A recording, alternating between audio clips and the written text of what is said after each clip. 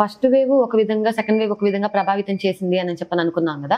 Third wave ఎలాంటి వారిని ఎక్కువగా ప్రభావితం చేస్తుంది అని చెప్పని అనుకుంటారు? అంటే సెకండ్ వేవ్ అప్పుడు ఎక్కువగా పెద్దవాళ్ళ మీద ప్రభావితం చేసింది. హార్ట్ స్ట్రోకులు రావటము, కార్డియాలజీ రావటము, సడన్ గా ఉన్నట్టుండి పడిపోయి అన్ఎక్స్పెక్టెడ్ గా చనిపోవటము, ఇలాంటి చాలా జరుగున్నాయి. మన చుట్టుపక్కల కూడా చాలా చూస్తున్నాము. ఇప్పుడు థర్డ్ వేవ్ అనేది ఎలాంటి వారిని ప్రభావితం చేస్తుంది? ఎలాంటి వారు ఎక్కువగా జాగ్రత్తలు తీసుకోవాలంటారు? మంచి మాట. ఇప్పుడు కార్డియోవాస్కులర్ సిస్టమ్ దాంట్లో కొంచెం ప్రాబ్లం ఉండే వాళ్ళకి, అంటే ఆల్రెడీ కొంచెం హార్ట్ సంబంధించిన ప్రాబ్లం ఉండే వాళ్ళు కొంచెం జాగ్రత్త పడాలి. మెయిన్గా వచ్చేసి ఈ నిమ్మో, ఆస్మా వాళ్ళే ఫస్ట్, లంగ్ పేషెంట్స్, ఊపిరితిత్తులో సమస్యలు ఉండే వాళ్ళు చాలా జాగ్రత్త పడాలి. ఇప్పుడు మామూలు టైములలోనే వాళ్ళకి వచ్చేసి అంటే ఈ వింటర్ టైంలలో కానీ డిసెంబర్, నవంబర్ ఈ ప్రాంతంలో వచ్చినప్పుడు చాలా శ్వాస తీసుకొని చాలా ఇబ్బంది పడుతుంటారు.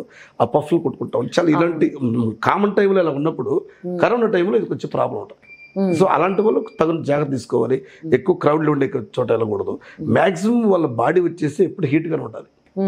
ఇప్పుడు దీంట్లో ఒక విషయం ఏంటంటే, చాలామంది ఇమ్యూనిటీ సిస్టమ్ కోసం, ఇమ్యూనిటీ సిస్టమ్ని మెరుగుపరచుకోవడానికి, పవర్ చేయడానికి ఇప్పుడు వైటమిన్ సి కావాలి.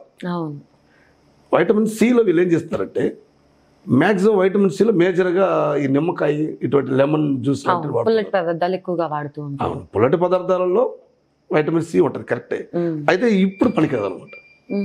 ఇప్పుడు వచ్చేసి ఆ యొక్క వైటమిన్ సి అనేది ఆ పుల్లటి పదార్థాలు, అంటే అటువంటి సిట్రిక్ ఫ్రూట్స్, అటువంటి వాటిలలో ఇప్పుడు వచ్చేసి పనిచేయమన్నమాట. ఒకవేళ పనిచేసినా కానీ అది ఇంకా ప్రాబ్లం చేస్తుంది. ఇది తెలియాల్సిన విషయం, కొత్త విషయం, కంపల్సరీ తెలియాలి.